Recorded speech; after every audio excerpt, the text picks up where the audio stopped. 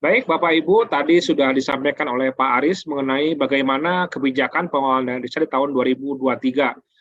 Jadi Bapak Ibu, kalau kita perhatikan Bapak Ibu ya, ada beberapa hal penting yang menjadi kebijakan di tahun 2023, antara lain adalah untuk pertama kalinya dana desa itu dihitung 2 kali Bapak Ibu. Jadi ada dana desa yang dihitung sebelum tahun berjalan, yaitu dana desa yang biasa kita terima ya, itu dihitung berdasarkan formula alokasi dasar, alokasi formula, alokasi afirmasi, dan alokasi kinerja. Nah, alokasi kinerja ini di tahun depan itu juga kita hitung bersama-sama antara perhitungan dari Kementerian Keuangan dan perhitungan dari masukan dari Pemda.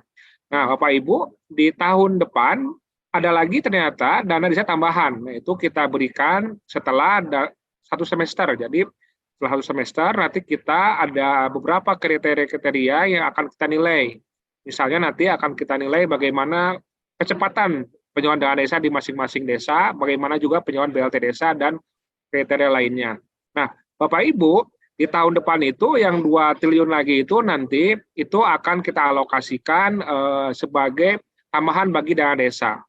Nah, Bapak Ibu, di penyaluran dana desa masih tetap sama dengan tahun ini, yaitu ada dana desa yang non BLT desa yang diberikan secara bertahap, 3 tahap untuk yang reguler. Terus juga ada juga penyaluran dana desa untuk BLT desa. Nah, itu diberikan dalam per triwulan Bapak Ibu ya, tiap tiap triwulan atau 3 bulan sekali kita salurkan. Nah, Bapak Ibu, di dalam penyaluran dana desa ini akan disampaikan oleh Pak Irfan Suryawardana. Beliau merupakan Kasubdit Pelaksanaan Anggaran 4 Ditjen Perbendaharaan. Nah, Pak Irfan ini sebelum menjadi Kasubdit, beliau pernah berpengalaman sebagai Kepala KPPN, yaitu KPPN Biak dan KPPN Ambon. Pak Irfan, untuk materi apakah Pak Irfan yang share screen atau dari kami, Pak? Saya saja Mas ya, biar gampang. Baik, Pak Irfan, kepada Pak Irfan kami persilakan. Mohon maaf waktunya mungkin lebih pendek, Pak, 20 menit, Pak. Terima kasih. Baik, makasih Pak Yadi. Assalamualaikum warahmatullahi wabarakatuh. Selamat pagi Bapak Ibu semua dari Dinas DPMD, BPKD, rekan-rekan dari Kanwil, KPPN yang ada di sini, yang saya hormati juga narasumber yang lain. Saya akan menyampaikan terkait dengan penyaluran ya, tadi sudah disampaikan sedikit oleh Pak Aris, mungkin akan saya lebih jelaskan lagi. Nah, ini sebenarnya bukan sesuatu yang sudah biasa ya terkait dengan penyaluran, namun memang terkait dengan pola kebijakan di dalam PMK dana desa ini mungkin nanti ada beberapa hal yang sedikit dilakukan perubahan-perubahan. Mungkin ada beberapa hal yang akan saya sampaikan. Yang pertama terkait dengan overview penyaluran dana desa, kemudian juga terkait dengan mengenai penyaluran dana desa, baik itu reguler, mandiri, BLT, ataupun tambahan dana desa, kemudian terkait dengan pemotongan dan lesson learned serta langkah-langkah strategisnya. Nah, Bapak dan Ibu sekalian, tadi sudah dijelaskan oleh Pak Aris, mungkin secara resume nanti, terkait dengan overview penyaluran dana desa ini, kalau kita lihat bahwa sifatnya BLT desanya bersifat wajib yang tadi 10% minimal dan maksimal 25%, dan kemudian apabila tidak dialokasikan, maka dana desa itu maksimal hanya 75% saja untuk yang non-BLT. Kemudian ada kewajiban di dalam perekaman KPM BLT desa paling lambat tanggal 12 Mei 2023 ya. Nah, ini tadi perekaman tadi ada kaitannya dengan batasan minimal dan maksimal. Kemudian terkait dengan perubahan KPM BLT desa tadi juga telah dijelaskan terkait dengan kriteria dari para KPM BLT desa tadi dan bagaimana apabila ternyata di desa tadi ternyata tidak terdapat KPM. Nah, itu sebenarnya dalam PMK dana desa juga telah diatur mengenai exit clause terkait dengan pemenuhan kewajiban 10% tadi. Kemudian juga terdapat alokasi tambahan dana desa yang sebesar 2 triliun yang saat ini belum dilakukan pengalokasiannya, nanti akan dilakukan penghitungan formulanya di semester 1 nanti. Nah, kemudian terkait dengan penyaluran sisa alokasi BLT desa, dalam hal desa-desa tadi ternyata alokasi BLT-nya itu antara 10 sampai dengan 25%. Ini juga akan dikembalikan kepada desa. Artinya apabila ada desa-desa yang jumlah KPM-nya tersebut alokasinya dalam setahun kurang dari 25%, maka sisanya akan dikembalikan ataupun disampaikan kepada desa-desa tadi pada penyaluran tahap ketiga ataupun tahap kedua bagi desa mandiri. Nah, kemudian terkait dengan penyaluran BLT desa ini sama seperti tahun lalu ya, 300.000 per bulan, indeksnya dikalikan dengan jumlah KPM dan 12 bulan. Nah, itu overview singkat dari kami. Nah, kemudian Bapak Ibu sekalian, jadi kalau kita terkait dengan penyaluran dana desa ini tentunya ada persyaratan dan tahapan. Untuk dana desa yang reguler sama seperti tahun lalu, penyalurannya dilakukan 3 tahap dengan proporsi 40, 40, dan 20%. Dan kemudian untuk persyaratan tahap pertama ini sama ya dengan tahun lalu. Yang pertama adalah Perdesa PPDes dan surat kuasa. Nah, untuk yang tahap kedua, laporannya adalah realisasi penyerapan dan capaian keluaran dana desa tahun anggaran sebelumnya, kemudian realisasi penyerapan tahap pertama dan BLT desa minimal 50% dan capaian keluaran minimal 30%. Nah, kemudian tahap ketiga terkait dengan persyaratannya meliputi penyerapannya ini minimal 90% dan capaian outputnya sudah 75%.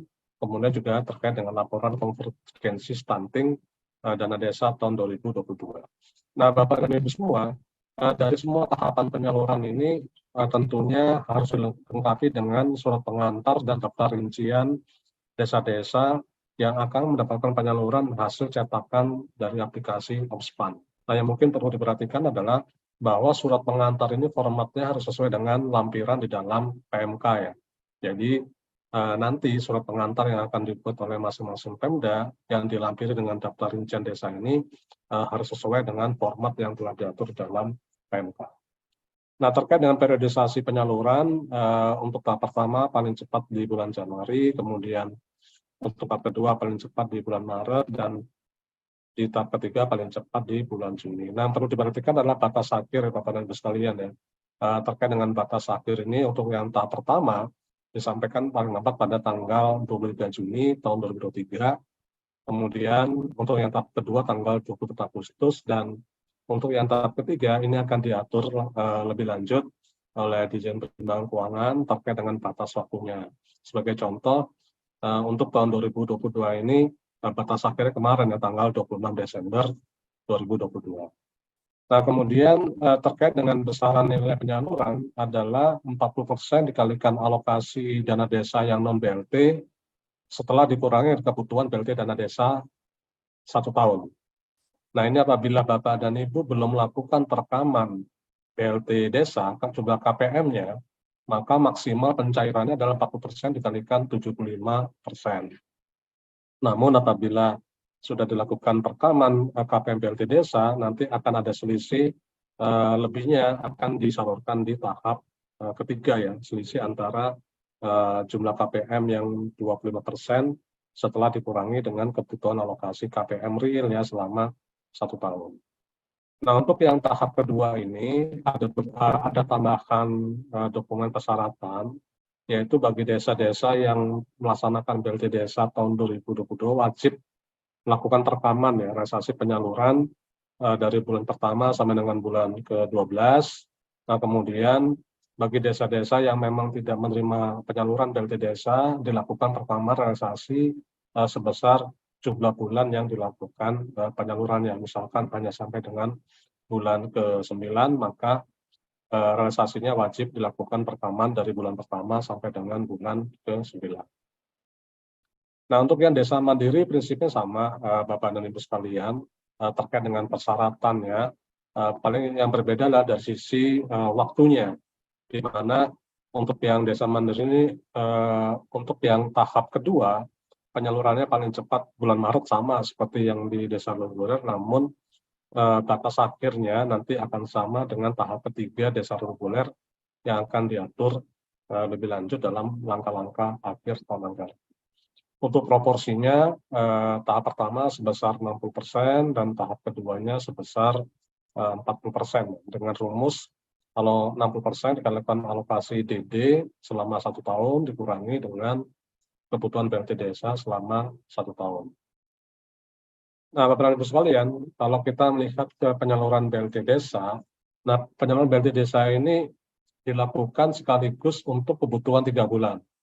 Nah, untuk itu desa-desa ini ataupun Pemda wajib melakukan perekaman terlebih dahulu jumlah KPM-nya berdasarkan peraturan kepala desa ataupun keputusan kepala desa dengan batas waktu paling lambat tanggal 12 Mei 2023. Nah, sedangkan persyaratan penyalurannya harus memenuhi dulu syarat di tahap pertama, yaitu ada surat kuasa dan APBDes-nya dari masing-masing desa. Jadi apabila ada desa yang mengajukan BLT, namun persyaratan di tahap satunya belum terpenuhi, maka BLT desa untuk yang kebutuhan 3 bulan pertama belum dapat disalurkan. Nah, Bapak dan Ibu sekalian, penyaluran BLT desa ini dapat diajukan bersamaan. Nah, dalam artian dalam waktu yang sama, namun dalam dokumen yang terpisah, di mana persyaratannya untuk yang tahap 1 tadi ya, ada surat pengantar, daftar rincian dana desa, ada surat kuasa dan perdes APBDes. Nah, kemudian untuk pengajuan BLT desa dilampiri dengan surat pengantar dan daftar rincian desa-desa yang akan mendapatkan penyaluran BLT desa. Nah, itu dapat diajukan dalam waktu bersamaan melalui aplikasi Omspan dan juga namun dalam satu kertas kerja yang berbeda. Nah, untuk penyaluran BLT desa yang pertama, ini paling cepat dilakukan pada bulan Januari ya, untuk kebutuhan bulan pertama, kedua, dan ketiga. Artinya langsung kita salurkan sekaligus. Misalkan untuk 1 KPM, maka dia akan mendapatkan BLT desa sebanyak 900.000 untuk kebutuhan 3 bulan. Nah, untuk yang bulan keempat, 5, dan 6, ini paling cepat bulan April, dengan syarat telah dilakukan perekaman realisasi BLT desa bulan pertama, kedua, dan ketiga. Nah, untuk yang bulan Juli, penyalurannya paling cepat dilakukan pada bulan Juli untuk bulan ke-7, 8, 9, dan syaratnya BLT desa bulan 4, 5, 6 sudah dilakukan perekaman. Demikian juga untuk yang bulan 10, 11, dan 12, bulan Oktober sampai dengan bulan Desember, ini paling cepat di bulan Oktober dengan syarat realisasi penyaluran bulan ke-7, 8, 9 sudah dilaporkan melalui aplikasi Omspan. Nah, Bapak dan Ibu sekalian, tadi telah disampaikan bahwa dalam hal terdapat sisa alokasi BLT desa, maka sisa alokasi dimasuk akan disalurkan kembali ke desa pada tahap ketiga untuk desa yang reguler ataupun tahap kedua untuk desa yang mandiri. Sebagai contoh, terdapat desa yang melakukan perekaman KPM-nya ini sebesar 13%, artinya kurang dari 25%. Maka terdapat selisih gap antara 25 dikurangi 13% sebesar 12%. Nah, 12% ini yang akan dikembalikan ataupun disalurkan bersamaan dengan penyaluran dana desa untuk yang tahap ketiga maupun tahap kedua. Namun, apabila desa tadi itu sama sekali tidak melakukan perekaman KPM dengan range antara 10-25%, maka maksimal pencairannya setahun hanya sebesar 75%. Nah, ini tentunya sebagaimana tadi disampaikan oleh Pak Aris, tujuan dari dana desa ini adalah salah satunya untuk mengurangi kemiskinan ekstrem, sehingga BLT desa ini sifatnya menjadi mandatori ya, di tahun 2023 ini dan tahun-tahun sebelumnya. Nah, Bapak dan Ibu sekalian, terkait dengan penyaluran tambahan dana desa yang nanti akan disalurkan terpisah dengan dana desa BLT maupun yang non BLT, ini akan disalurkan paling cepat minggu pertama bulan Agustus nanti ya, tahun 2023. Nah, adapun syarat ataupun metode penyalurannya hampir sama seperti BLT desa nantinya, di mana Pemda hanya menyampaikan surat pengantar permintaan penyaluran tambahan dana desa ini serta daftar rincian desa-desa yang akan mendapatkan penyaluran yang merupakan hasil dari tagging ataupun penandaan desa-desa pada aplikasi Homespan. Nah, syaratnya adalah tambahan dana desa ini disalurkan nantinya setelah desa menerima penyaluran dana desa tahap pertama. Artinya, apabila desa-desa tadi itu tidak mengajukan permintaan penyaluran dana desa tahap pertama ataupun dokumen persyaratan tahap pertamanya disampaikan melewati batas waktu sehingga tidak dapat disalurkan, maka tambahan dana desa ini tidak dapat diberikan kepada desa yang bersangkutan. Oleh sebab itu, Bapak dan Ibu semua, tolong dipastikan Pemda dalam wilayah kerjanya tersebut memang sudah memenuhi persyaratan penyaluran dana desa tahap pertama dan juga telah mengajukan permintaan penyalurannya ke KPPN. Nah, kemudian terkait dengan pemotongan dana desa karena tidak melakukan penyaluran BLT desa ya. Nah, tadi sudah disampaikan bahwa pemerintah desa tidak melaksanakan BLT desa, maka akan dilakukan pemotongan sebesar 20% di tahap kedua tahun 2024. Nah, ini dikecualikan bagi desa-desa yang tidak menerima penyaluran dana desa 2023. Misalkan ada desa yang baru ataupun desa-desa yang memang terdapat permasalahan hukum secara administratif sehingga selama 1 tahun tidak menerima penyaluran dana desa. Sehingga memang desa-desa tadi tentunya tidak dapat menyalurkan BLT desanya. Nah, kemudian selain pemotongan akibat sanksi dari BLT desa, terdapat juga pemotongan dana desa atas sisa dana desa. Nah, kalau kita lihat di sini, ada 3 kriteria ataupun 3 penyebab terjadinya pemotongan. Yang pertama adalah masih terdapat sisa dana desa hasil rekon tahun 2015 sampai dengan tahun 2018 yang belum selesai diperhitungkan sampai dengan tahun 2023 ini. Maka pemotongan tersebut akan berlanjut sampai dengan tahun 2023. Yang kedua, terdapat sisa dana desa di NKD tahun 2019 ataupun tahun 2021 yang belum selesai diperhitungkan di tahap kedua ataupun tahap ketiga tahun 2022. Nah, ini juga akan dilakukan perhitungannya nanti di tahun 2023, atau terdapat sisa dana desa di RKD tahun 2022 yang tidak dianggarkan kembali. Nah, ini yang sering terjadi, Bapak dan Ibu, tolong dipastikan apabila terdapat sisa dana desa di RKD agar dicek kembali apakah sisa tadi itu memang sudah tidak dipergunakan lagi di tahun 2023 ataukah masih dipergunakan. Dan semua pemotongan ini muncul dalam kertas kerja di Homespan, sehingga Bapak dan Ibu di DPMD ataupun BPKD nantinya pada saat menyampaikan permintaan penyaluran agar dicek kembali, jangan sampai ternyata ada desa-desa yang sebenarnya menganggarkan tetapi ternyata di dalam aplikasi Homespan-nya belum dilakukan perekaman sehingga pada saat dilakukan pengajuan menjadi dipotong. Nah, pemotongan ini akan dilakukan di tahap kedua ataupun di tahap ketiga. Artinya apabila tahap kedua ternyata pemotongannya itu masih kurang, maka akan dilanjutkan di penyaluran yang di tahap ketiga. Nah, Bapak dan Ibu sekalian, kondisi yang terjadi adalah apabila di tahap kedua ternyata nilai potongan lebih besar dibandingkan nilai penyaluran, maka desa-desa tadi itu tetap harus mengupload dokumen persyaratan penyaluran dana desa tahap kedua. Sehingga secara ketentuan desa tadi telah memenuhi persyaratan, namun secara real penyalurannya memang tidak bisa dilakukan. Nah, hal ini penting bagi kami, Bapak dan Ibu semua, karena apabila syarat tersebut tidak diupload, maka kami menganggap desa-desa tadi itu memang tidak memenuhi syarat, sehingga belum bisa mengurangi sisa dana yang akan dipotong tadi. Nah, ini terjadi di beberapa desa di tahun-tahun sebelumnya, di mana desa-desa tadi tidak melaporkan ataupun tidak mengupload dokumen persyaratan, sehingga akhirnya di dalam sistem kami maupun di secara ketentuan, desa tadi itu masih belum melakukan perhitungan atas kelebihan pembayaran ataupun bukan kelebihan pembayaran, kelebihan penyaluran ataupun penggunaan yang memang harus kembalikan ke kas negara.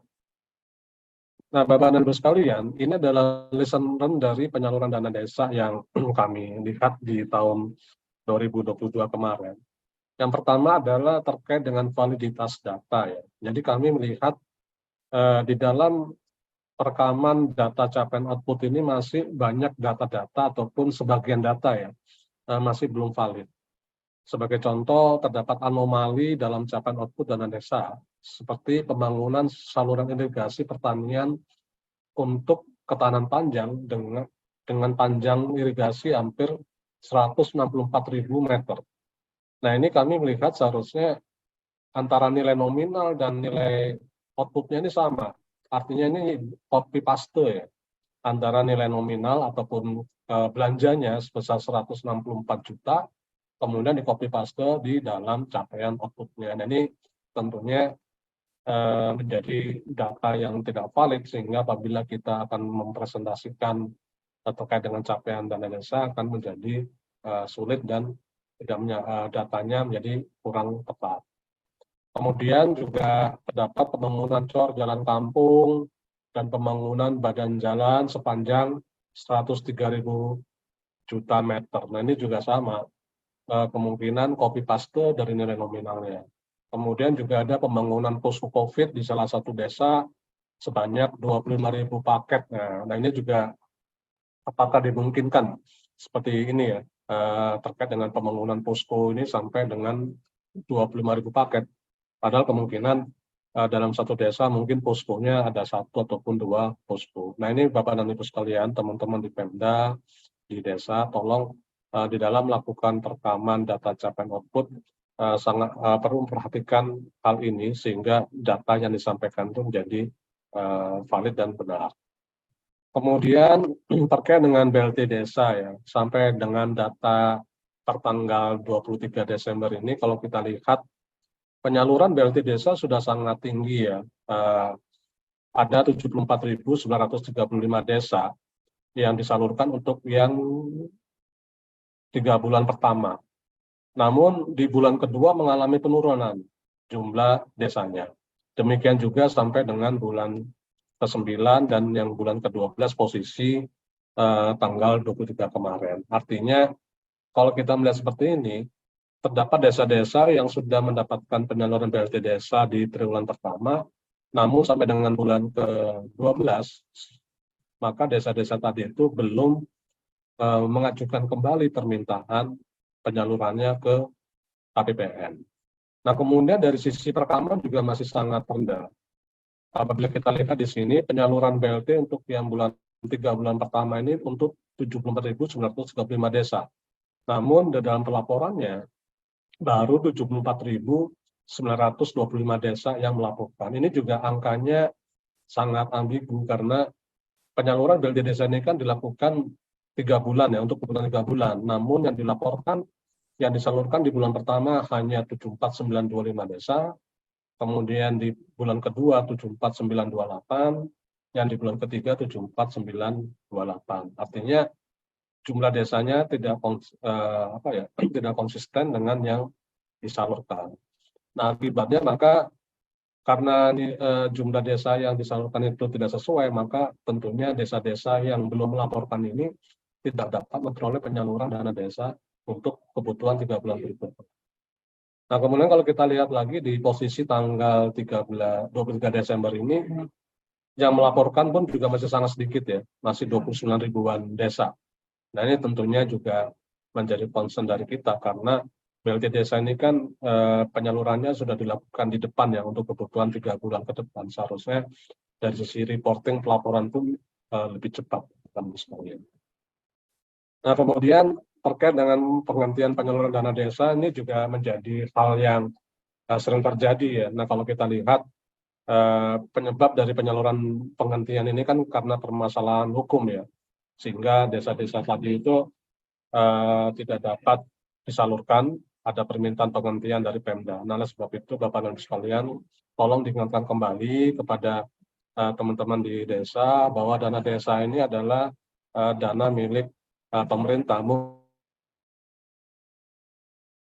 Baik, Bapak Ibu, mohon maaf Pak Irfan kelihatannya terlempar keluar ya. Kita tunggu sebentar, mudah-mudahan Pak Irfan bisa bergabung lagi. Sebetulnya kalau dilihat dari paparan Pak Irfan, tinggal harus slide lagi itu, tinggal langkah-langkah strategis kalau saya lihat di paparan beliau. Jadi Bapak Ibu, memang kalau kita perhatikan Bapak Ibu ya, di penyelenggaraan desa ini kita harapkan penyalurannya bisa lebih cepat Bapak Ibu. Jadi kalau di tahun kemarin itu di bulan Januari itu hanya sedikit yang sudah salur, mudah-mudahan di tahun ini kita bisa semakin banyak desa yang sudah salur. Karena semakin cepat penyaluran tentu saja akan semakin baik bagi desa karena uangnya akan bisa segera digunakan bagi pembangunan di desa. Nah, Bapak Ibu, di samping itu juga semakin cepat penyaluran itu akan menjadi nilai plus bagi nanti dalam perhitungan tambahan dana desa. Perusahaan disampaikan Pak Irfan juga, jadi penyaluran dana desa itu ada penyaluran yang seperti biasa, yang sudah kita laksanakan dalam 8 tahun terakhir ini, dan juga ada nanti dana desa tambahan yang akan mulai disalurkan di bulan Agustus. Nah, Bapak Ibu, di tahun ini mudah-mudahan diharapkan setelah adanya sosialisasi ini, Bapak Ibu di masing-masing desa menyiapkan persyaratan-persyaratannya, dan juga di Pemda tentu saja bisa menyampaikan segera Bapak mungkin ya dari DPM dan DPKAD untuk menyiapkan surat kuasa pemindah bukuan, terus juga untuk menyiapkan rincian dan desa per desa yang sudah kita sampaikan di PMK ini, dan juga Bapak Ibu bisa mengajukan ke KPPN setempat. Dan tentu saja itu harus didukung oleh Perdes APBDes. Oleh karena itu kami harapkan Bapak Ibu kepala desa itu segera untuk menyelesaikan pembahasan Perdes APBDes bagi yang belum selesai membahas, dan bagi yang sudah selesai membahas segera ditetapkan untuk disampaikan kepada DPM dan DPKAD untuk kemudian disalurkan, diajukan untuk penyaluran dana desa. Baik, Pak Irfan, apakah sudah kembali bergabung?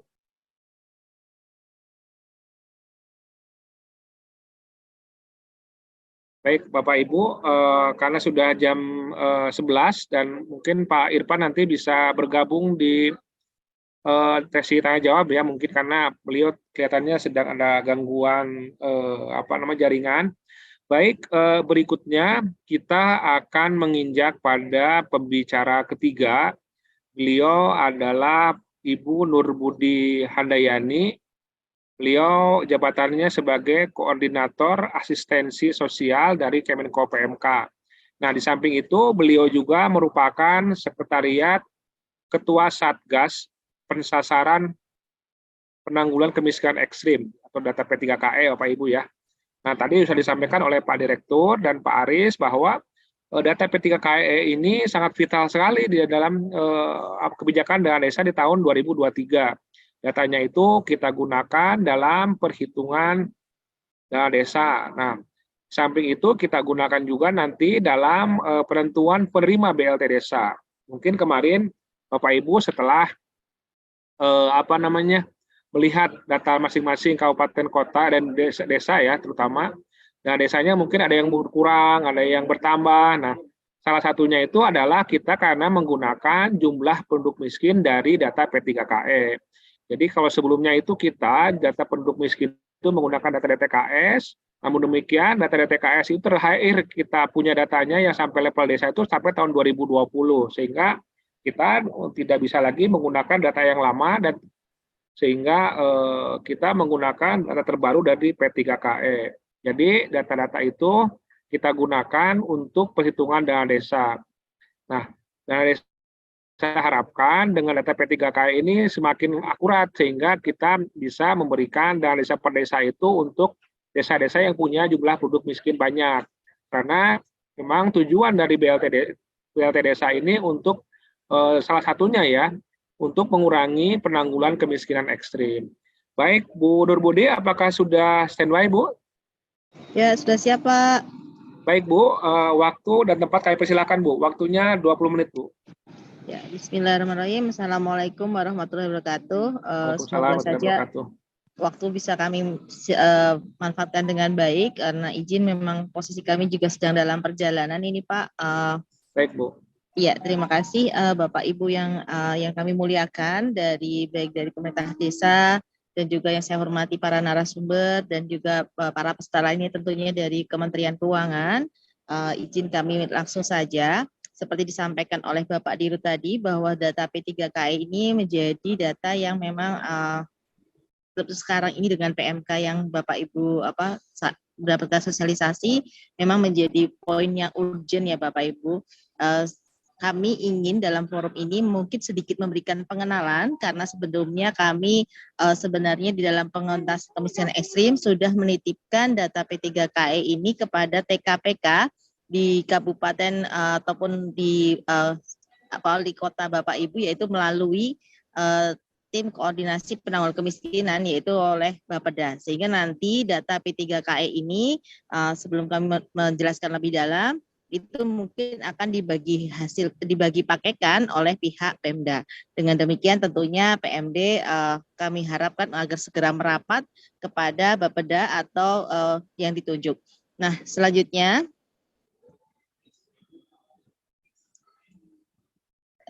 saya like ya, lanjut slide-nya.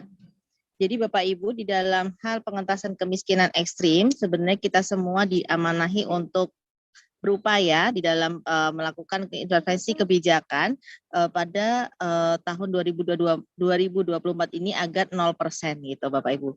Apa yang harus kita lakukan tentunya adalah dengan melakukan keterpaduan dan sinergi melalui 3 strategi program, yaitu adanya strategi peningkatan pendapatan, pengurangan beban, dan pengurangan kantong kemiskinan. Dan di dalam hal ini tentunya kita semua untuk sinergi tidak bisa mengumpulkan satu anggaran pada satu bucket kemudian diselesaikan oleh kementerian lembaga, tetapi memang sesuai dengan program-program yang Bapak Ibu miliki dan saat ini terkait dengan pemerintah desa, tentunya dengan anggaran APBDes ini harapan kami juga ditujukan untuk penyelesaian percepatan penghapusan kemiskinan ekstrim. Kenapa? Karena memang desalah ataupun dari level yang terkecil inilah yang memang harusnya bisa menyelesaikan dari kemiskinan ekstrim ini, karena mereka tentunya karena Bapak Ibu yang di pemerintah desa tentunya jauh lebih dekat dengan masyarakat yang seharusnya ditolong.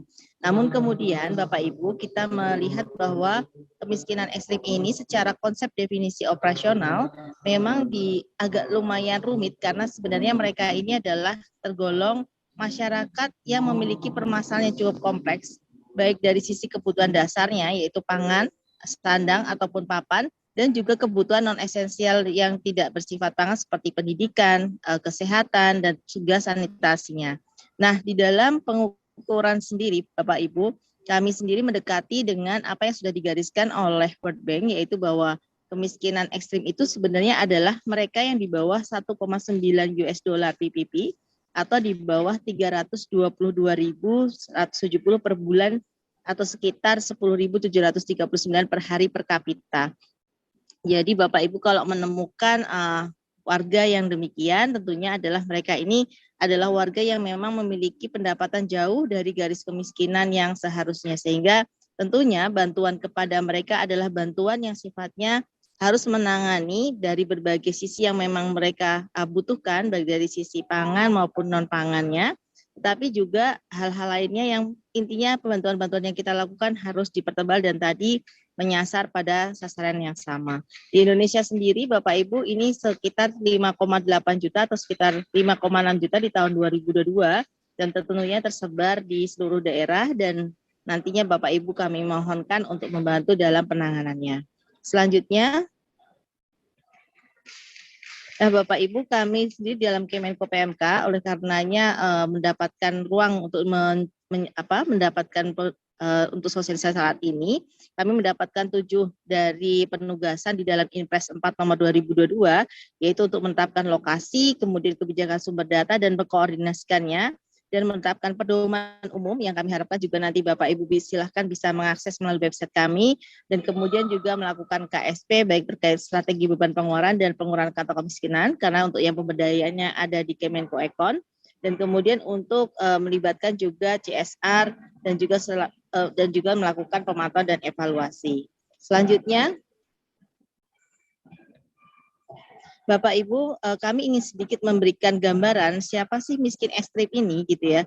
Jadi sebenarnya kalau Bapak Ibu selama ini sudah menangani kemiskinan, maka yang perlu kita tilik apakah di antara yang miskin tadi terdapat juga orang yang sangat miskin atau ekstrim tadi. Yaitu biasanya mereka kalau ini ada gambar hijau Bapak Ibu di paling sebelah kiri, mereka biasanya jauh dari garis kemiskinan. Artinya pendapatan mereka harusnya memang kita pertebal Bapak Ibu.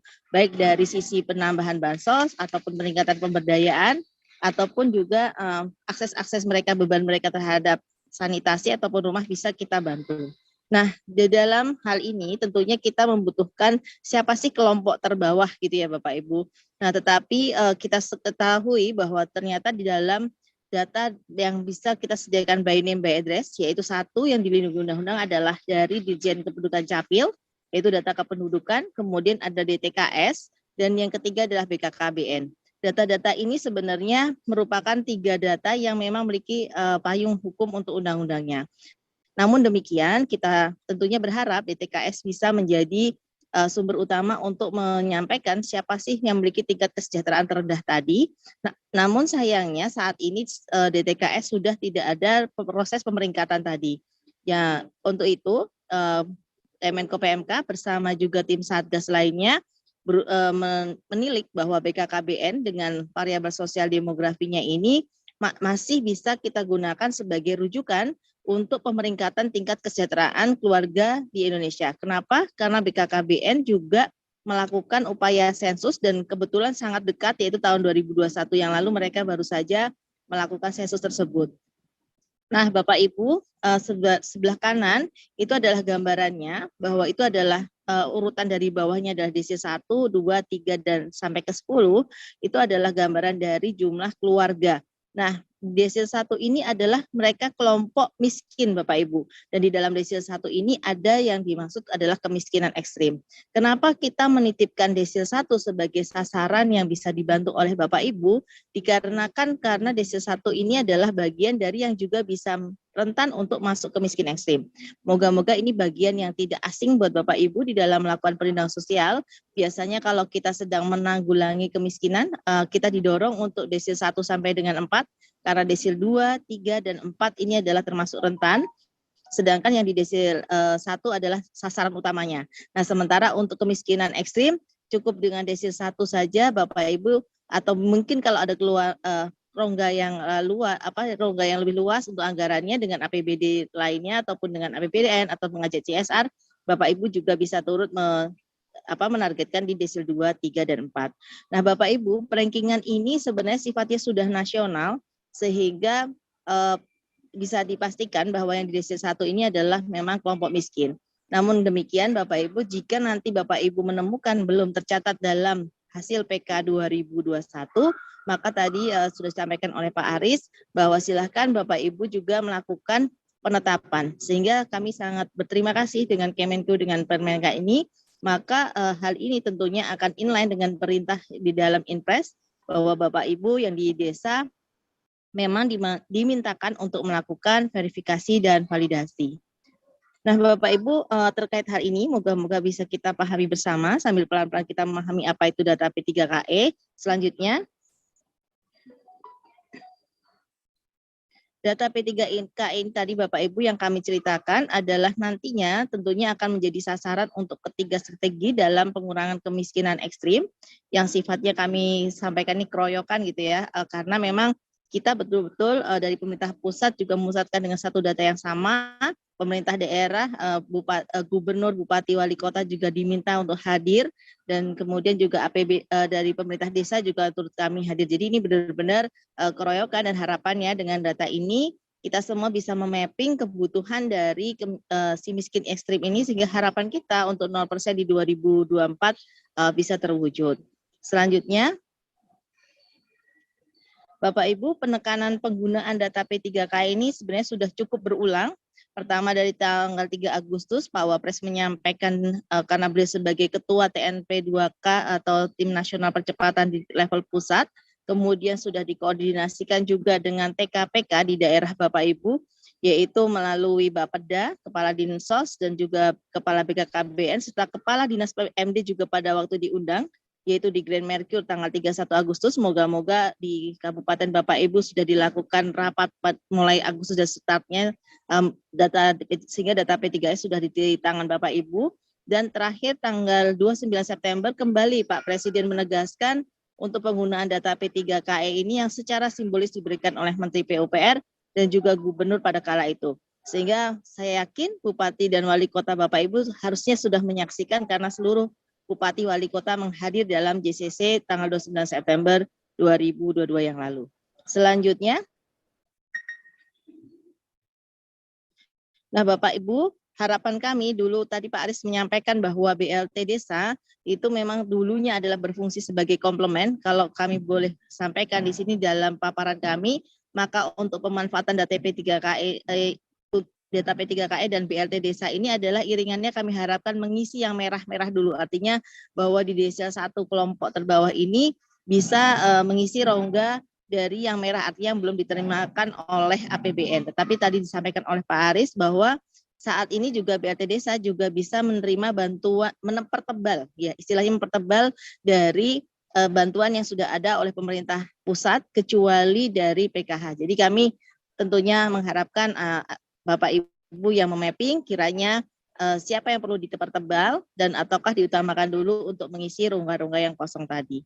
Selanjutnya, nah Bapak Ibu sebelumnya di kami sendiri untuk di level pusat posisi kami sebenarnya juga sudah membagi pakaikan kepada kementerian lembaga lain yang juga terkait dengan kemiskinan ekstrim. Kami sebelumnya, nah jadi kalau untuk proses dari penggunaan data P3KE ini untuk strategi kantong kemiskinan misalnya adalah melalui PUPR, kemudian yang peningkatan pendapatan juga sudah kami sampaikan kepada Kemenkoekon dan turunannya.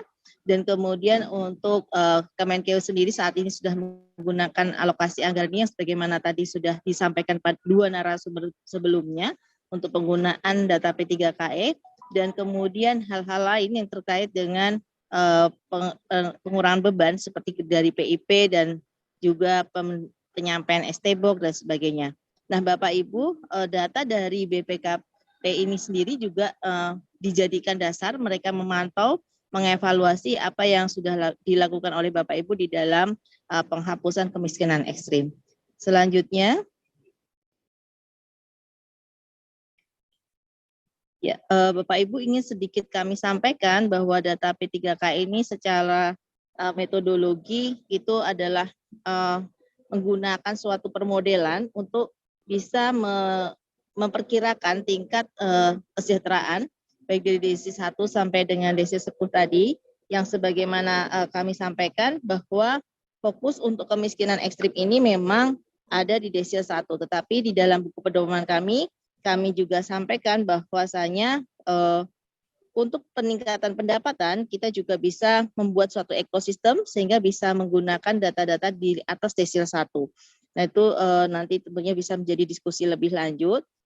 Nah ini adalah proses-proses yang nanti Bapak Ibu kalau sudah menerima bahannya, Bapak Ibu mungkin bisa berdiskusi dengan kami dan kami juga membuka layanan Bapak Ibu untuk konsultasi mengenai data P3KE. Nanti Bapak Ibu bisa mengajukannya melalui link melalui website kami p3ke-kemenko.pmk.go.id di mana nanti Bapak Ibu bisa berdiskusi kami juga melalui Zoom.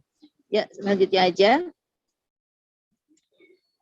Ini adalah indikator-indikator yang digunakan dalam pemeringkatan. Selanjutnya, sampai dengan ini Mbak, variabel dalam data P3KE, izin. Ya. Lanjut. Selanjutnya. Nah, Bapak Ibu, apa sih yang ada di dalam data P3KE ini? Sebenarnya adalah datanya sudah dilengkapi Bapak Ibu dengan nama, jenis kelamin, kemudian NIK, kemudian status perkawinannya, pendidikannya, status pekerjaannya, kemudian mendapatkan bantuan sosial atau tidak, dan kemudian fasilitas rumahnya seperti apa, sumber pendangannya bagaimana, dan sumber air minumnya seperti apa.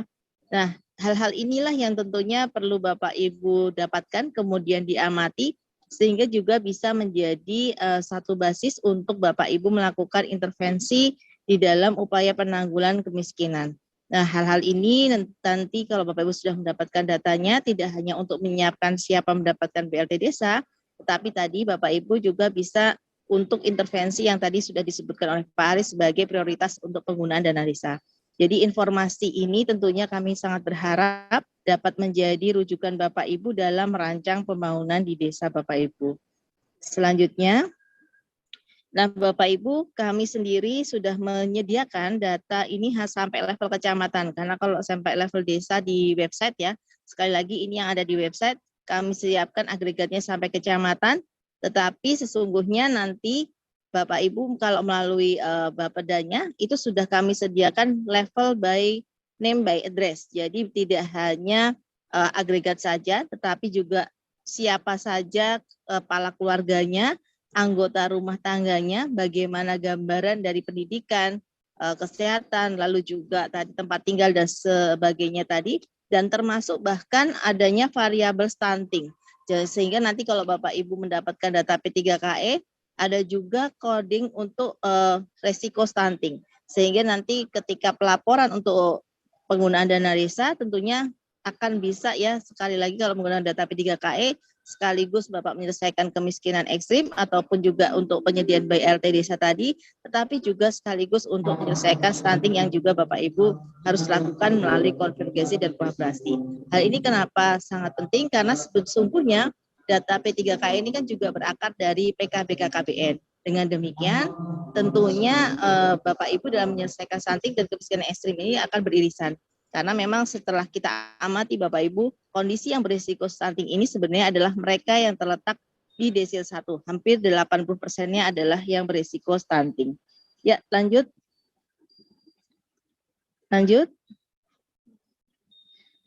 Nah, Bapak Ibu, untuk nanti Bapak Ibu setelah menerima data ini, selain untuk menyebutkan tadi KPM BLT-nya siapa saja, Bapak Ibu juga bisa melakukan pemadanan dengan data DTKS. Harapan kami, kalau memang sudah terbukti dan setelah aklamasi di musyawarah desa, sudah disebutkan bahwa yang tersangkutan adalah miskin dan juga bahkan miskin ekstrim, lalu tetapi belum tercatat di dalam DTKS, maka kami harapkan Bapak Ibu juga memperbaiki DTKS.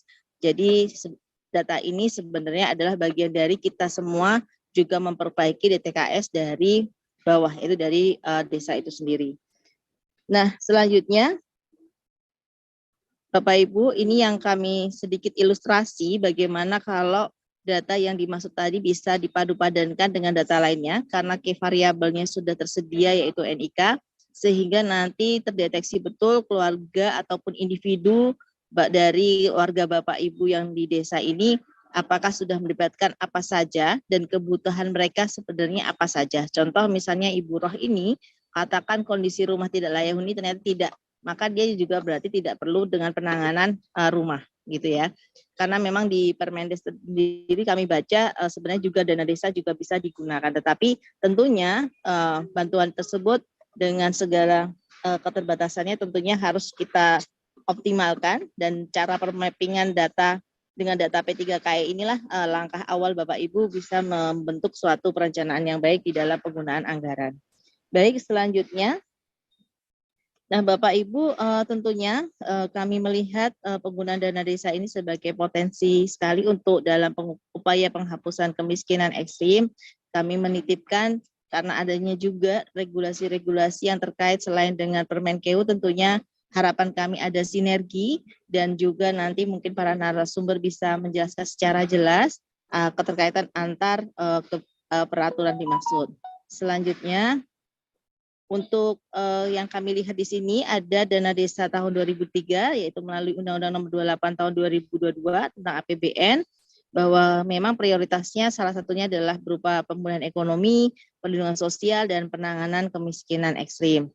Nah, kemudian dukungan dana desa untuk arahan dari Presiden, bahwasanya pertama adalah juga untuk penurunan stunting sebagaimana kami sampaikan tadi. Biasanya kemiskinan ini adalah outcome Bapak Ibu, jadi biasanya akan beririsan dengan persoalan-persoalan prioritas lainnya seperti stunting, eliminasi TBC dan hal lainnya. Dan tentunya dana desa juga nanti di selanjutnya Mbak Rami yang 201 tadi sudah banyak dijelaskan oleh rekan-rekan dari Kemenkeu, bahwasanya memang untuk dana desa ini bisa digunakan BLT desa minimal 10% dan paling banyak adalah 25%. Dalam hal ini nanti kalau misalnya kami baca di dalam Permenkeu ada dibuka DC 1 sampai 4, kalau Bupati Wali Kota Bapak Ibu Bapedanya masih menerima DC 1 sampai 3, silahkan bersurat kembali pada kami, tapi tidak perlu dengan Bupati Wali Kota, hanya cukup Kepala Bapedanya untuk misalnya mempertajam hal apa lagi yang perlu ditambahkan. Sekali lagi kami juga membuka konsultasi dan ada nomor hotline kami untuk dikontak oleh Bapak Ibu, itu silahkan dan nomornya ada tercantum di dalam website kami. Nah, selanjutnya, Bapak Ibu, kami tentunya pastinya ya dalam APBD sudah disusun adanya petunjuk Permendagri nomor 81 dan 84, nanti ada Bapak narasumber di sini dan juga terkait Permendes PDDT nomor 8 tahun 2022. Ini juga nanti juga sudah ada narasumbernya, mohon agar juga dapat dijelaskan dengan pasti Pak, karena ternyata kami ketika di daerah posisi-posisi ini kadang masih sering ditanyakan juga, mereka masih kadang takut melangkah gitu ya untuk mengalokasikan. Nah, di dalam Permendes sendiri yang salah satunya kami sorot adalah mengenai penurunan beban pengeluaran, di mana tercatat di situ ada bantuan sosial, yaitu yang tadi bisa sampaikan, yaitu bisa melalui BLT desa atau hal lainnya, dan juga dengan jaminan sosial. Nah, jaminan sosial ini kadang orang melihatnya hanya dari sisi dari sisi kesehatan saja, tetapi sesungguhnya jaminan sosial dimaksud ini juga bisa dari unsur ketenagakerjaan. Jadi pekerja-pekerja rentan juga kami harapkan, dan juga di dalam Impres nomor 4 sebenarnya kita juga harus memastikan pekerja rentan dimaksud juga terjamin oleh jaminan sosial ketenagakerjaan. Nilainya kecil Bapak Ibu, untuk per orangnya sekitar 16.800. Dan dalam hal ini kami juga ingin nanti mendapatkan ketegasan juga Bapak Ibu dari narasumber Permendes, sehingga nanti apakah juga bisa menjadi bagian dari intervensi terhadap penurunan beban pengeluaran. Karena sudah tercatat, tentunya kami harap ini bisa diimplementasikan oleh desa, karena banyak sekali yang menanyakan kepada kami. Kedua adalah mengenai peningkatan pendapatan, yaitu untuk pemberdayaan, dan secara rigid juga di Permendes juga dijelaskan bagaimana caranya, apa saja yang bisa diintervensi dengan dana desa, dan kemudian juga demikian dengan strategi meminimalkan kantong kemiskinan. Baik, selanjutnya. Selanjutnya saja. Nah, Bapak Ibu, closing dari kami pada dasarnya adalah bahwa pemerintah provinsi, kabupaten, kota, kami harapkan dan juga nanti semoga-moga di tempat Bapak Ibu sudah juga menggandeng dari pemerintah desa sendiri untuk mengupayakan adanya penyelesaian dari kemiskinan ekstrim. Dan secara di dalam Impres 4 juga Kementerian Desa juga memiliki tugas dan fungsi yang sama untuk memastikan pemerintah desa melaksanakan kegiatan dimaksud. Nah, Bapak Ibu, fungsi data P3KE seperti kami jelaskan tadi, pada dasarnya adalah untuk mempertajam sasaran program.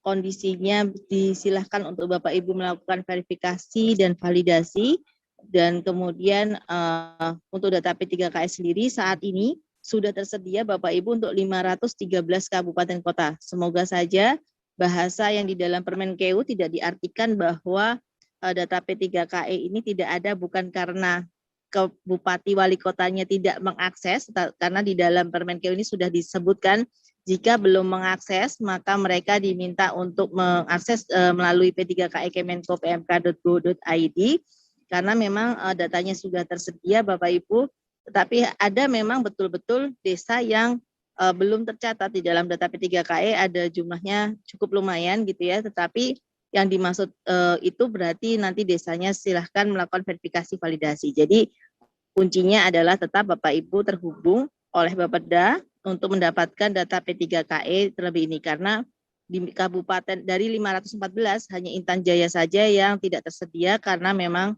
pendataan di tempat Intan Jaya pada waktu itu tidak memungkinkan. Nah, Bapak Ibu, kemudian kami sampaikan tadi bahwa penggunaan data P3KE ini kami harapkan tentunya bisa mendukung upaya Bapak Ibu dalam melakukan penugasan Bapak Ibu, karena sesungguhnya persoalan-persoalan yang kita hadapi adalah yang beririsan. Sehingga nantinya data yang memang by name by address kemudian bisa diagregatkan dan dapat dianalisis secara spesifik untuk kegiatan-kegiatan tertentu, bisa lebih baik memberikan dukungan Bapak Ibu dalam merencanakan penggunaan anggaran yang lebih optimal. Nah, Bapak Ibu, kami titipkan kepada Permendagri dan juga Kemenkeu dan juga Kemendes untuk hal-hal yang mungkin nantinya desa ingin bertanya gitu ya, bagaimana dana desa akan digunakan. Moga-moga kita semua dapat bisa memberikan jawaban yang sama gitu ya, sehingga tentunya pemerintah tidak akan ragu dan dalam pengambilan kebijakan. Karena pastinya seluruh pemimpin daerah di Indonesia ini intinya berharap mereka menyelamatkan masyarakatnya, tapi mereka juga akan bertanggung jawab terhadap akuntabilitasnya, sehingga tentunya ujung yang diharapkan adalah selamat dan sejahtera. Mungkin itu pemaparan dari kami. Saya kembalikan lagi kepada Bapak Moderator. Terima kasih. Baik, terima kasih banyak kepada Ibu Nurbudi yang sudah menyampaikan bagaimana P3KE Bapak Ibu ya. Jadi P3KE ini merupakan data sasaran percepatan penanggulangan kemiskinan ekstrim.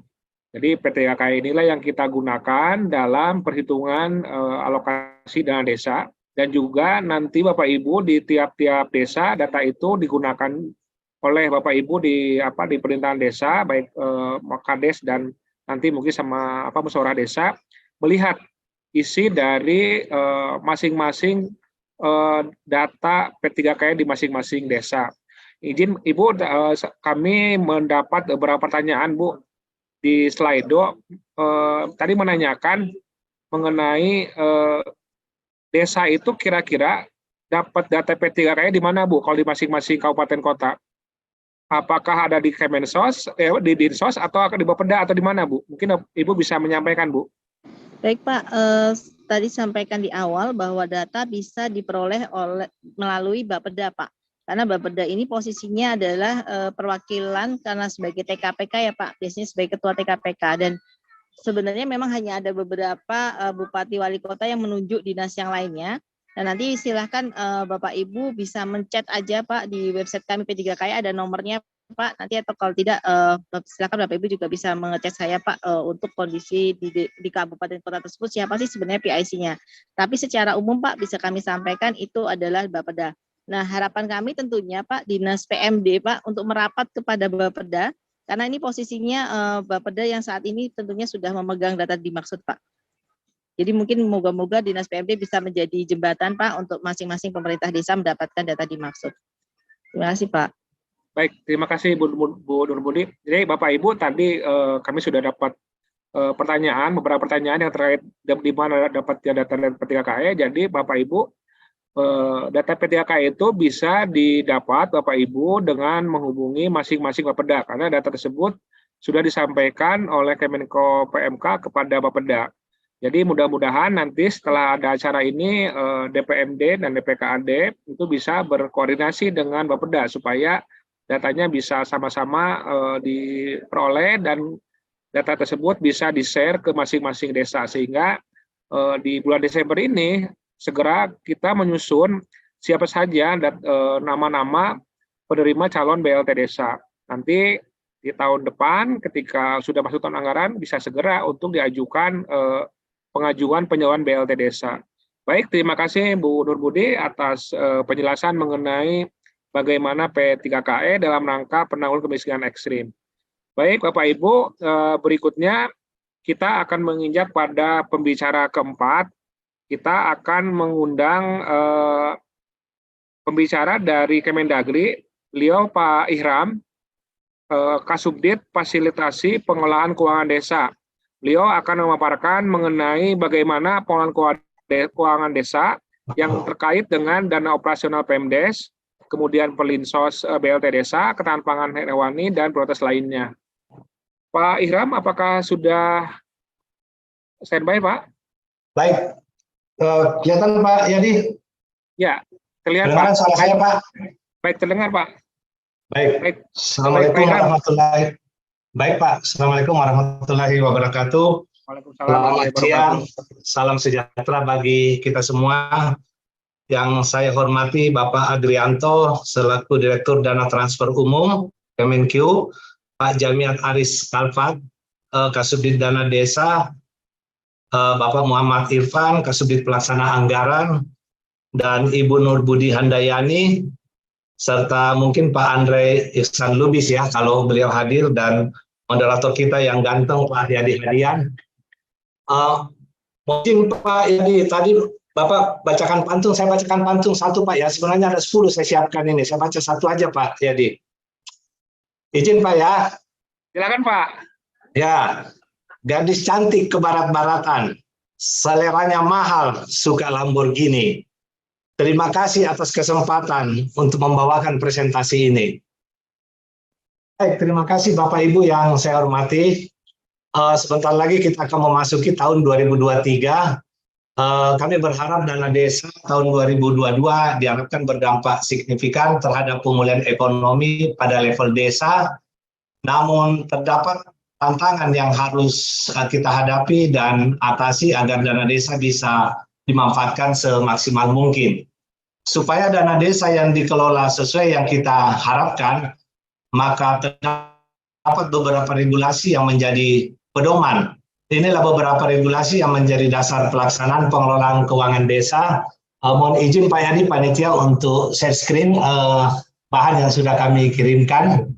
Sudah Pak, sudah. Ya, baik Bapak Ibu. Silakan Pak. Baik Pak, ya. Ini beberapa dasar hukum dan regulasi terkait dengan pengelolaan keuangan desa. Karena desa diberikan alokasi dana, maka dana desa ini bisa menjadi anugerah dan bisa menjadi bencana, tergantung bagaimana cara pengelolaannya. Apabila pengelolaannya tidak sesuai dengan ketentuan dan perundang-undangan yang berlaku, maka dana desa bisa menjadi bencana bagi desa tersebut. Begitupun juga sebaliknya, apabila dana desa ini dikelola sesuai dengan aturan dan regulasi yang ada, seperti yang kami paparkan ini, yang kami tampilkan ini, maka dana desa bisa menjadi anugerah bagi kemaslahatan yang ada di desa tersebut. Next, kita masuk ke slide 2, tujuan pembangunan desa.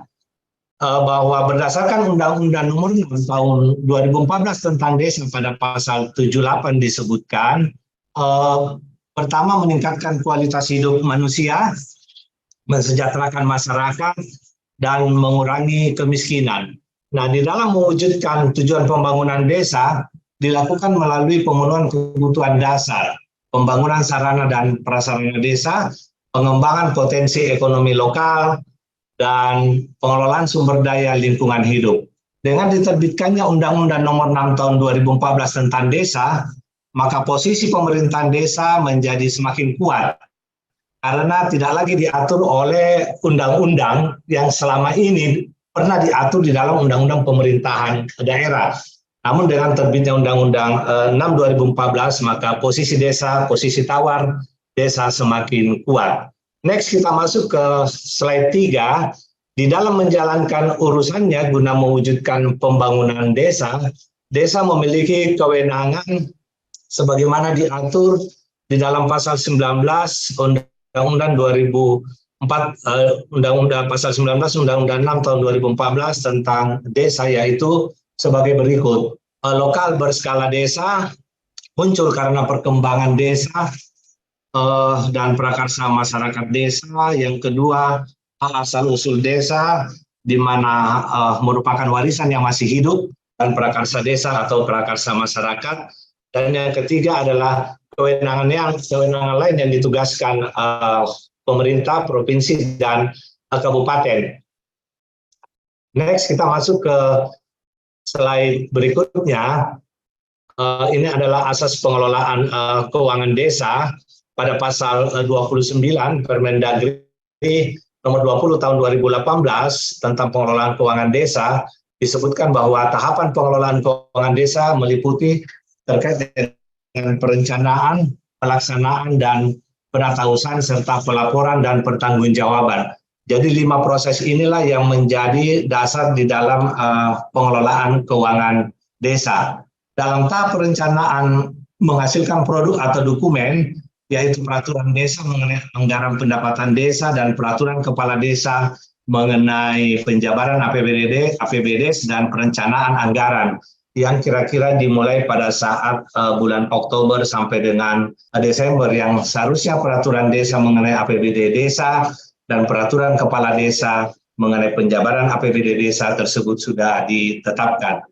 Next, kita masuk ke slide 6. 7 sumber pendapatan desa berdasarkan Undang-Undang Nomor 6 Tahun 2014 tentang desa, yaitu pertama adalah pendapatan asli desa, anggaran pendapatan dan belanja negara, dana desa, dan bagian hasil pajak daerah dan retribusi daerah, kabupaten, dan kota, serta alokasi dana desa. ADD ini bersumber paling sedikit 10% dari dana perimbangan yang diterima kabupaten kota dikurangi dana alokasi khusus DAK. Pemerintah dapat menunda atau mengurangi dana perimbangan jika kabupaten kota tidak mengalokasikan ADD tersebut kepada desa sebesar ketentuan dimaksud. Yang kelima adalah bantuan keuangan dari APBD provinsi ataupun kabupaten kota dan lain-lain pendapatan desa.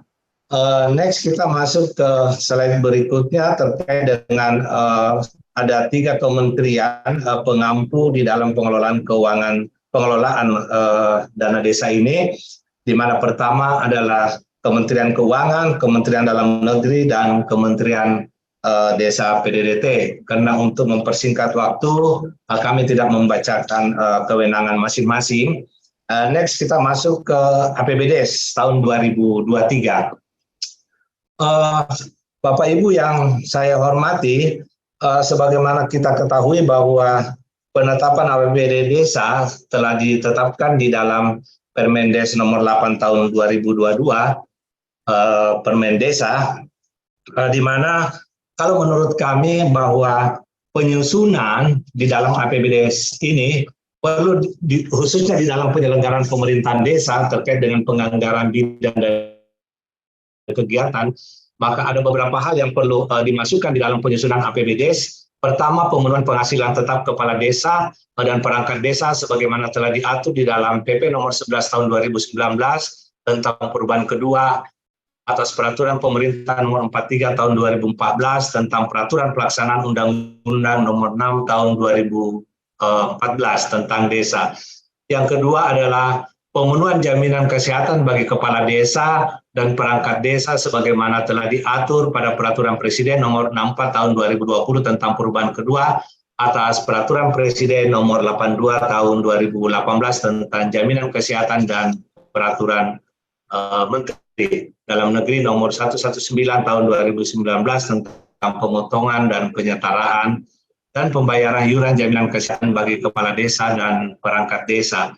Dan yang ketiga adalah penyediaan operasional pemerintah desa yang terdiri dari ATK, honorarium, pemegang kekuasaan pengelolaan keuangan desa, dan pelaksana pengelola keuangan desa. Berikutnya adalah perlengkapan perkantoran, pakaian dinas, atribut, listrik, telepon, dan lain-lain. Selanjutnya penyediaan tunjangan BPD, dan yang kelima adalah penyediaan operasional BPD, seperti rapat, ATK, minum. Yang keenam adalah penyediaan insentif operasional RT/RW, dan yang ketujuh adalah penyelenggaraan musyawarah perencanaan desa dan pembahasan musrembang. Ini ada 13 poin terkait dengan penganggaran di bidang pemerintahan desa.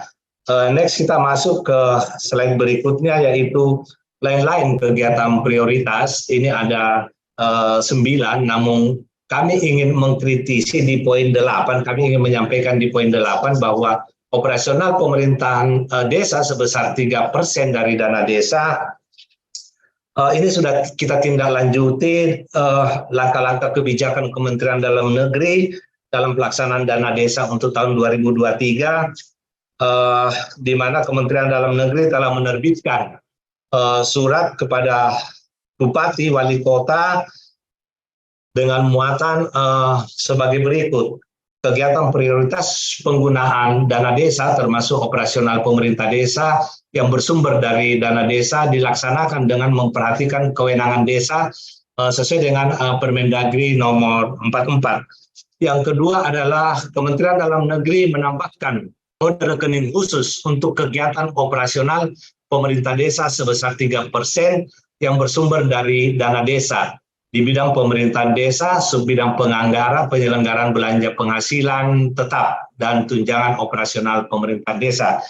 Namun saat ini surat tersebut, usulan kami terkait dengan kode rekening ini masih di meja pimpinan dan dalam proses penandatanganan untuk selanjutnya kami sampaikan kepada Bupati maupun Wali Kota. Langkah berikutnya, kebijakan Kementerian Dalam Negeri terkait dengan pelaksanaan dana desa 2023 terkait dengan penjelasan penggunaan kode output, di mana digunakan untuk biaya koordinasi pemerintah desa yang bersumber dari dana desa untuk membiayai kegiatan koordinasi yang dilakukan bersama dengan pemerintah daerah, dan pemerintah desa lain, masyarakat dan atau kelompok. Ini kita masukkan ke dalam kode output 1.10801.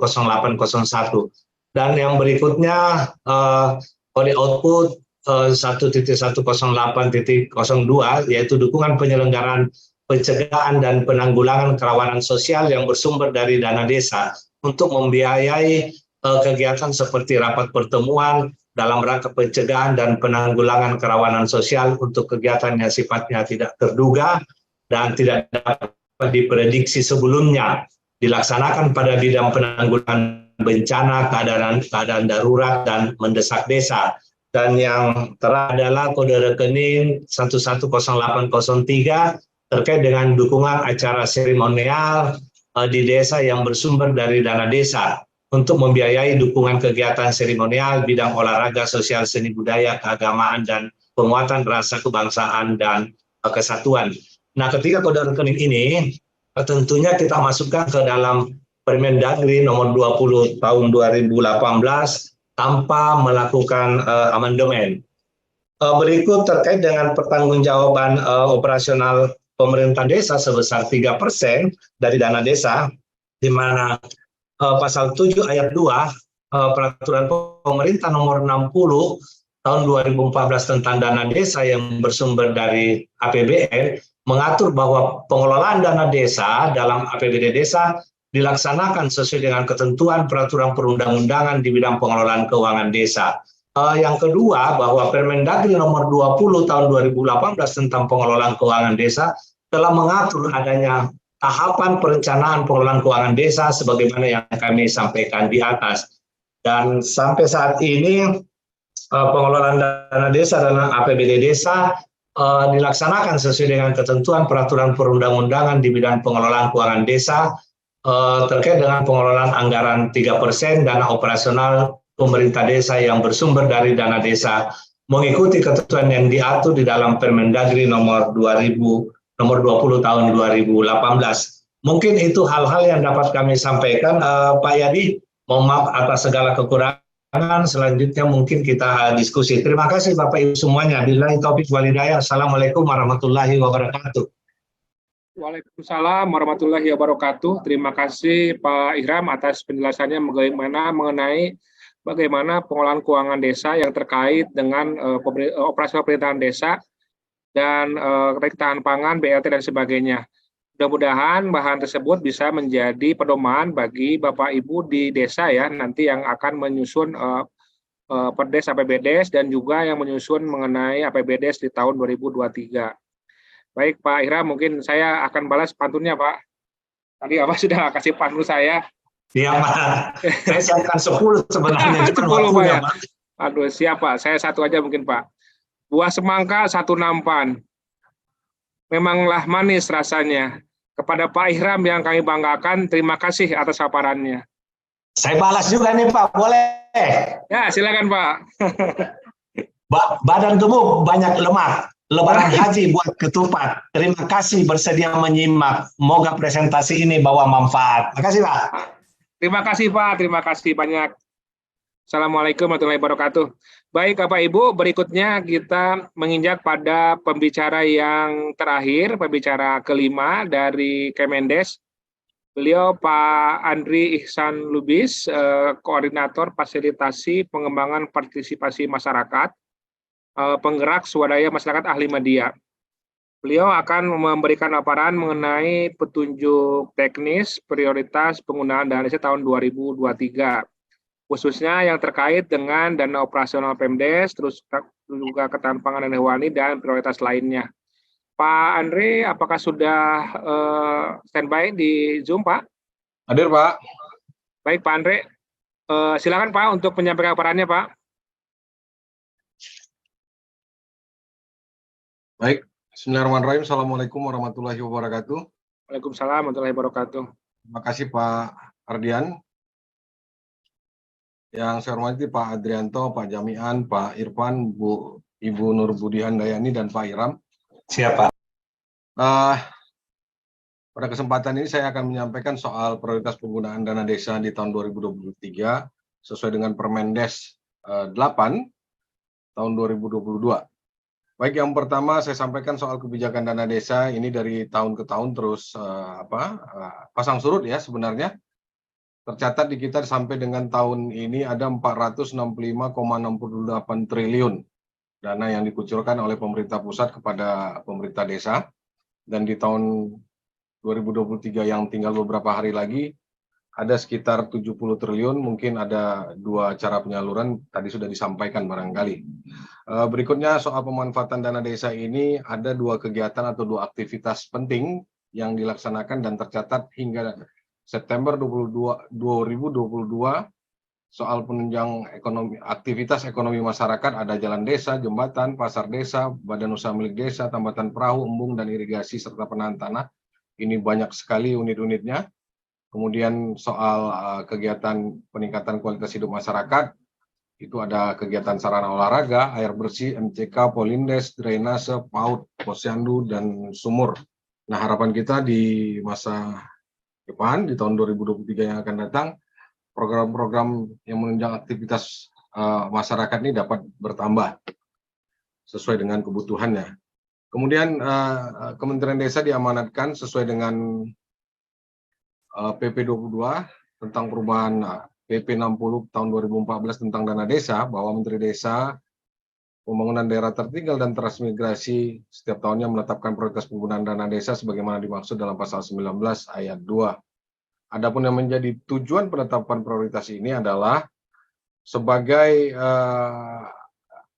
untuk memantau, mengevaluasi, dan mendampingi masyarakat desa. Ini dilaksanakan oleh pemerintah pusat, pemerintah daerah, maupun Pemda Kabupaten Kota. Kemudian ada kegiatan atau sebagai acuan dalam penyelenggaraan kewenangan desa bagi pemerintah kabupaten kota, kabupaten dan kabupaten kota. Kemudian sebagai acuan dalam menetapkan prioritas penggunaan dana desa bagi kegiatan yang dilaksanakan oleh pemerintah desa.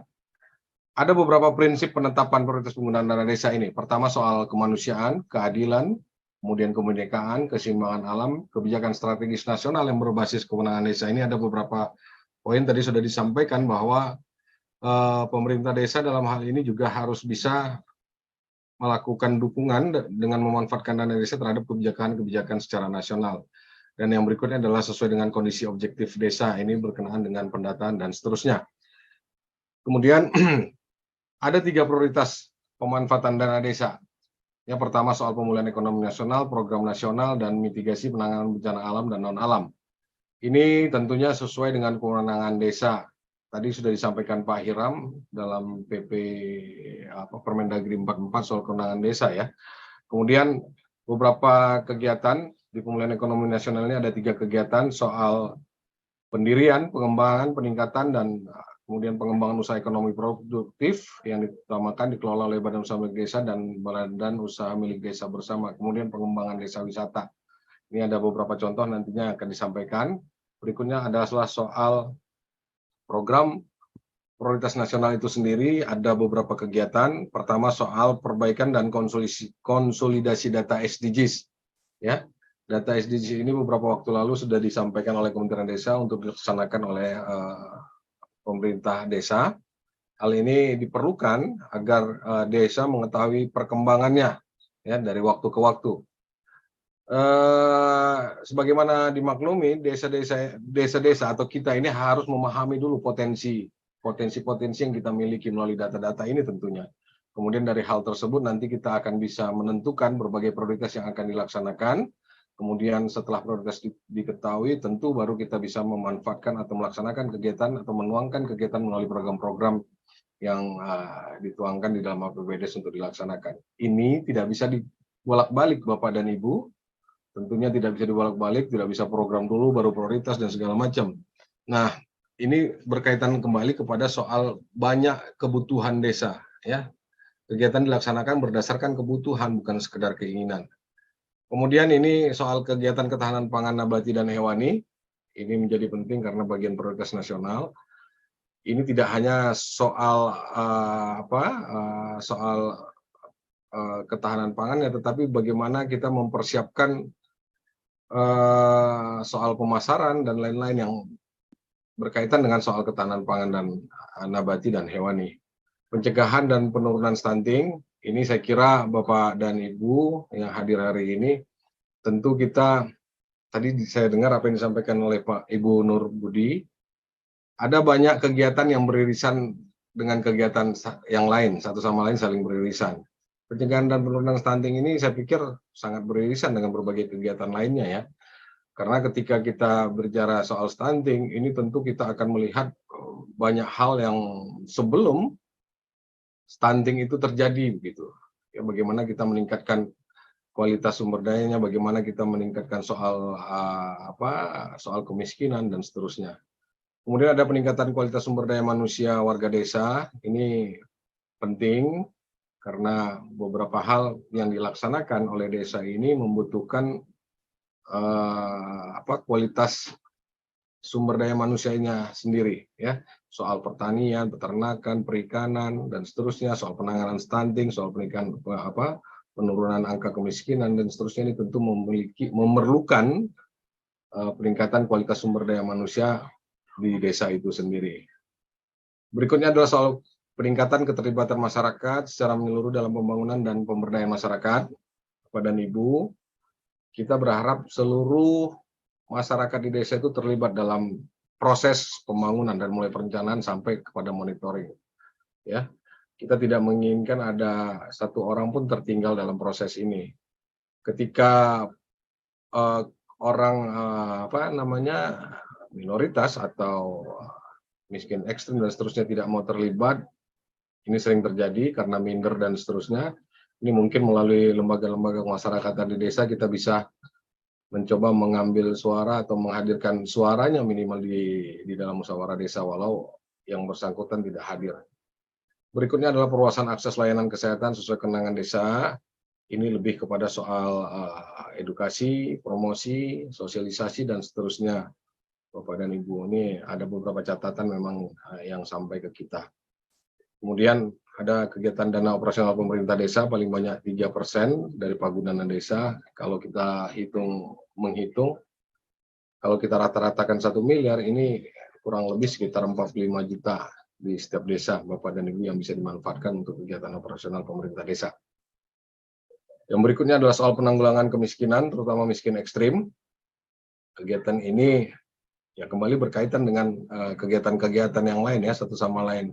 Sehingga ini memang harus direncanakan sedemikian rupa sehingga proses-proses pelaksanaan kegiatan-kegiatan ini memang dapat dimaksimalkan sesuai dengan kebutuhan-kebutuhan yang ada di desa.